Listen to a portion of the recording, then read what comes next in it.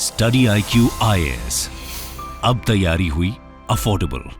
नमस्कार दोस्तों एक बड़ी खबर आई है। आप सभी ने सुना होगा हिंदुस्तान शिपयार्ड लिमिटेड के बारे में। इनके द्वारा कई सारे जो शिप्स हैं नेवी के लिए, सबमरीन्स हो गए, वो सारी चीजें बनाई जाती हैं। तो इन्होंने एक कॉन्ट्रैक्ट किया था टर्की के साथ, टर्की की एक कंपनी के साथ, लेकिन वो जो कॉन्ट्रैक्ट है उसको रद्द कर दिया है और भारत ने डिसाइड किया है कि सभी कुछ डिजाइन से लेकर डेवलपमेंट तक हर एक चीज जो है वो भारत में ही किया जाएगा। ये खबर आप देख सकते हो, Hindustan shipyard terminates contract with Turkish firms in navy's project. तो ये एग्जैक्टली मामला है क्या, यहां पर भारत के द्वारा क्या बनाया जा रहा है, टर्की का रोल इसमें क्या होने वाला था, और यहां पर हमने इसको टर्मिनेट क्यों किया है, कैंसिल क्यों कर दिया है, वो सब कुछ मैं आपको बताऊंगा। चलिए आगे बढ़ते हैं, लेकिन उससे पहले ध्यान रखिएगा दोस्तों, आज से हमारा जो नया बैच है यूपीएससी का वो स्टार्ट हो रहा है। और खास बात यह है कि इस समय सेल चल रहा है, मतलब आप सबसे कम दाम पर इन बैचेस को अवेल कर सकते हैं। बस आपको हमारे वेबसाइट ऐप पर जाना है या फिर कमेंट सेक्शन में लिंक है और यूज करना है कोड अंकित लाइव। ये कोड इस्तेमाल करके आप मैक्सिमम डिस्काउंट ले पाओगे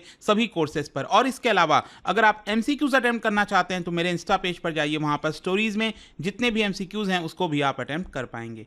चलिए शुरुआत करते हैं और सबसे पहले ये देखते हैं कि एग्जैक्टली हुआ क्या है। देखिए, जो टर्किश फर्म है इसका नाम है टर्किश शिपयार्ड। जैसे भारत के अंदर हिंदुस्तान शिपयार्ड लिमिटेड है, वैसे टर्की के अंदर है टर्किश शिपयार्ड।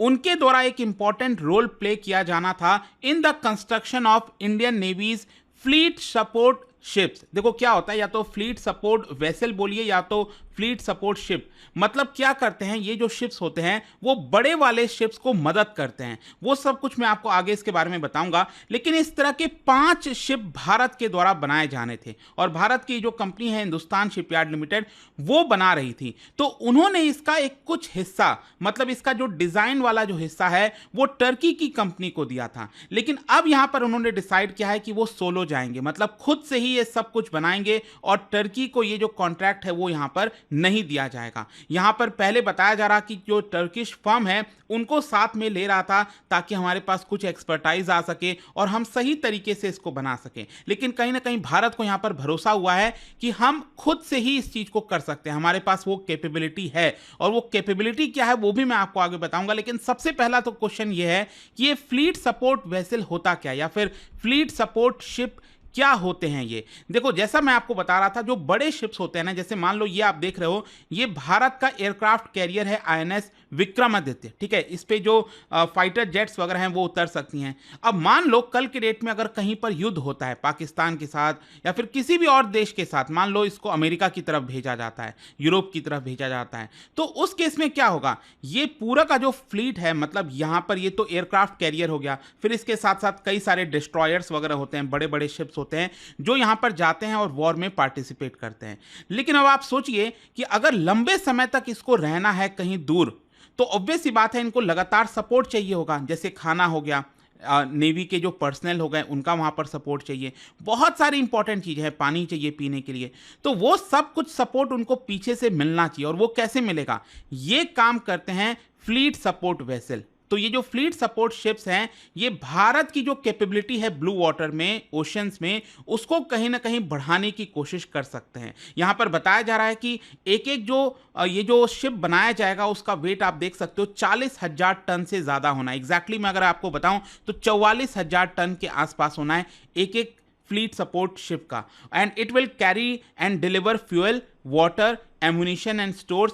और साथ ही साथ यहां पर लंबे समय तक हमारे जो शिप्स हैं, ये जो पूरा का पूरा फ्लीट है, वो दूर तक रह सके, उनको बार बार भारत के हार्बर पर ना आना पड़े, मतलब भारत उनको वापस रिटर्न ना होना पड़े, वो वहीं पर लंबे समय तक रह सकें। इसके लिए जो पीछे से मदद की जाती है ना, वो इनके द्वारा किया जाता है, फ्लीट सपोर्ट वेसल्स के द्वारा। और साथ ही साथ इनका एक सेकेंडरी रोल भी होता है। अब देखो, जाहिर सी बात है कि युद्ध तो ऐसा तो है नहीं कि आए दिन कोई युद्ध होता रहेगा, लेकिन यहां पर नॉर्मल टाइम्स में भी कई बार जब डिजास्टर वगैरह होता है, ह्यूमैनिटेरियन एड पहुंचाना होता है, उस समय भी ये जो फ्लीट सपोर्ट शिप्स हैं वो काफ़ी मदद कर सकते हैं। अगर हमें इवैक्यूएशन करना है पर्सनल की, इमरजेंसीज के समय, या फिर अगर कोई नेचुरल डिजास्टर हुआ तो वहाँ पर रिलीफ मटेरियल पहुँचाना है, तो ये जो शिप हैं वो काफ़ी इसमें मददगार साबित हो पाएंगे। अब देखिए, भारत में इस तरह के 5 फ्लीट सपोर्ट शिप को बनाया जाना था। इसके लिए इंडियन नेवी ने कॉन्ट्रैक्ट दिया है किसको, HSL को। और ये अप्रूव हुआ था पिछले साल 2023 में अगस्त के महीने में। और मैं आपको बता दूं कि हिंदुस्तान शिपयार्ड लिमिटेड की जिम्मेदारी है कि 2027 तक ये इंडियन नेवी को डिलीवर करें। पांचों के पांचों जो फ्लीट सपोर्ट वेसल्स होंगे वो 2027 तक डिलीवर हो जाने चाहिए। और मैं आपको ये भी बता दूं कि अभी कुछ समय जैसे लास्ट ईयर जो मैं आपको बोल रहा था कि कैबिनेट के द्वारा इसको अप्रूव किया गया है, इसका वर्थ जो बताया जा रहा है वो करीब 22,000 करोड़ का है। ठीक है, अब जैसा मैंने आपको बोला कि यहां पर टर्की का भी एक इंपॉर्टेंट रोल होना था। देखो, जब भी इस तरह के कोई शिप्स की बड़ी बड़े शिप्स की हम बात करते हैं तो कंसल्टेंसी काफी इंपॉर्टेंट रोल प्ले करती है। कंसल्टेंसी में क्या होता है, जैसे उसका डिजाइन कैसा होगा। हाँ, जाहिर सी बात है ये पूरा का पूरा शिप भारत में ही बनना था। जो विशाखापट्टनम है वहां पर हिंदुस्तान शिपयार्ड लिमिटेड है, वहां पर इसको बनना था। लेकिन इसका जो डिजाइन का काम है वो हम टर्किश शिपयार्ड को यहां पर दे रहे थे क्योंकि उनके पास इसको लेकर एक्सपीरियंस था। लेकिन अब भारत ने डिसाइड किया कि हम टर्की को ये कॉन्ट्रैक्ट नहीं देंगे, बल्कि भारत में ही कोच्चि में एक फर्म है जो कि ऑलरेडी कई सारे प्रोजेक्ट्स पर काम कर चुकी है, जैसे कोचिन शिपयार्ड लिमिटेड के साथ मिलकर काम कर चुकी है डिजाइन वगैरह को लेकर। तो अब ये डिजाइन वाला भी जो पूरा काम है वो भारत के द्वारा ही किया जाएगा, टर्की को कोई भी पैसा नहीं जाएगा। अब क्वेश्चन ये है कि भारत ने ऐसा क्यों किया। देखो, एक तो बात यह है कि भारत चाहता है कि जितना से ज्यादा हम इंडिजिनियस चीजों को रख सकें उतना रखा जाए। कि अगर हमारे पास कैपेबिलिटी है उसको डिजाइन करने की तो हम क्यों वो कॉन्ट्रैक्ट टर्की को दें। और दूसरा बात यह है कि टर्की के साथ आपको पता ही है रिलेशंस भारत के अच्छे नहीं है। समय समय पर जो टर्की है भारत को लेकर एंटी इंडिया जो पोजीशंस है वो लेता रहता है, स्पेशली कश्मीर के मुद्दे पर, चाहे यूनाइटेड नेशंस हो, कहीं पर भी हो। और अक्सर जब भी वो पाकिस्तान जाता है, मतलब टर्की के राष्ट्रपति एर्डोगान अक्सर जब पाकिस्तान जाते हैं तो वो एंटी इंडिया जो राग है उसी को अलापते रहते हैं। खैर, यहां पर अगर हम बात करें कुछ और कंसर्न्स के बारे में, क्योंकि आपको समझना है कि जो हिंदुस्तान शिपयार्ड लिमिटेड की हम बात कर रहे हैं जो विशाखापट्टनम है वो एक स्ट्रैटेजिक लोकेशन है, बहुत इंपॉर्टेंट है भारत के पर्सपेक्टिव से। अब क्या होता है कि टर्किश शिपयार्ड काफी क्लोजली वर्क करती है पाकिस्तान के साथ, तो उनको काफी सारी जानकारी है पाकिस्तान के साथ। अब क्या हम टर्की के वर्कर्स हैं, इंजीनियर्स हैं, क्या हम उनको यहां पर जो हिंदुस्तान शिपयार्ड लिमिटेड है जो कि एक बहुत इंपॉर्टेंट जगह है, क्या हम उनको वहां पर अलाउ कर सकते हैं? कहीं ना कहीं सीरियस सिक्योरिटी इश्यूज इससे खड़े हो सकते थे। फिर इसके अलावा मैं आपको यह भी बता दूं कि ये जो हिंदुस्तान शिपयार्ड लिमिटेड है उसके जस्ट बगल में ही शिप बिल्डिंग सेंटर भी है हिंदुस्तान शिपयार्ड लिमिटेड जहां पर लोकेटेड है। और शिप बिल्डिंग सेंटर में क्या होता है, भारत का जो न्यूक्लियर आर्म्ड सबमरीन्स हैं उसको भी बिल्ड किया जाता है।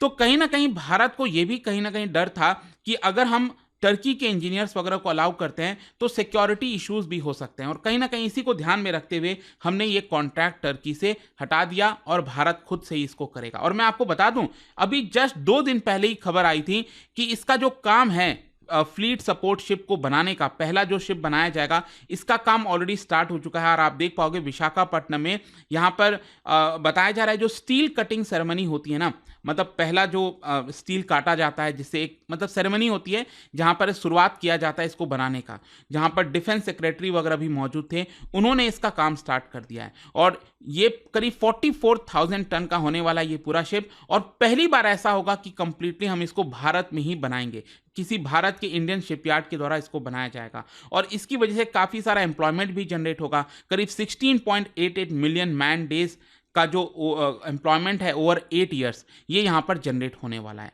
अब इसके अलावा यहाँ पर एक और इंटरेस्टिंग चीज मैं आपको बताता हूँ, हिंदुस्तान शिपयार्ड लिमिटेड में यहाँ पर जो इंफ्रास्ट्रक्चर है उसको भी अपग्रेड करने के लिए कई कदम लिए गए। मतलब वहाँ पर जो मॉडर्न इंफ्रास्ट्रक्चर है वो बिल्ड किया जाए ताकि फ्यूचर में जो हमारे पास कैपेबिलिटी है वो और ज़्यादा आ सके। जैसे कि यहाँ पर installation of cutting edge 300 ton Goliath crane, ये आप देख सकते हो, इस तरह के जो बड़े बड़े क्रेन होते हैं वो हिंदुस्तान शिपयार्ड लिमिटेड में इंस्टॉल किया जा रहा है। इसके अलावा और भी कई सारे इक्विपमेंट्स हैं जो वहां पर लगाए जा रहे हैं ताकि एक तो जो फ्लीट सपोर्ट शिप्स है जिसको बनाया जाएगा उसमें मदद होगी, और इसके अलावा यहाँ पर और भी कई सारे प्रोजेक्ट्स, लैंडिंग प्लेटफॉर्म डॉक हो गया, रीइंफोर्सिंग इट्स, और साथ ही साथ बताया जाता है कि जो कमर्शियल सेक्टर के रिक्वायरमेंट्स हैं उसको भी हिंदुस्तान शिपयार्ड लिमिटेड पूरा कर पाएगा। तो आई होप दोस्तों आपको इस वीडियो के माध्यम से काफी कुछ जानने को मिला होगा कि एग्जैक्टली भारत क्या करने जा रहा है। और यहां पर जाने से पहले एक इंटरेस्टिंग क्वेश्चन, क्या बता सकते हो which Indian armed force acquired Nagastra 1 नाग अस्त्र 1 बेसिकली एक इंडिजिनियस ड्रोन है जो कि भारत ने डेवलप किया है। इसको भारत की कौन सी आर्म्ड फोर्सेज ने एक्वायर किया, आपको बताना है। इसका राइट आंसर आप सबको पता है, मेरे इंस्टाग्राम पर तो मिलेगा ही, वहां पर अगर आप नहीं हो कोई बात नहीं, टेलीग्राम से ले सकते हैं इसका सही उत्तर। मैं कई सारे जो एमसीक्यूज हैं वो यहाँ पर स्टोरीज में डालता रहता हूँ। अगर आपको पीडीएफ चाहिए तो टेलीग्राम पर आइए, अलग अलग सोशल मीडिया पर आप जुड़ पाओगे। और जैसा मैंने आपको बताया, अगर आप यूपीएससी की तैयारी कर रहे हैं, कोई भी बैच चाहते हैं, you can just use this code Ankit live to get maximum discount. And I hope कि वीडियो आपको पसंद आया होगा। मिलता हूं आपसे next time, till then thank you very much, see you soon. Study IQ IAS, अब तैयारी हुई अफोर्डेबल।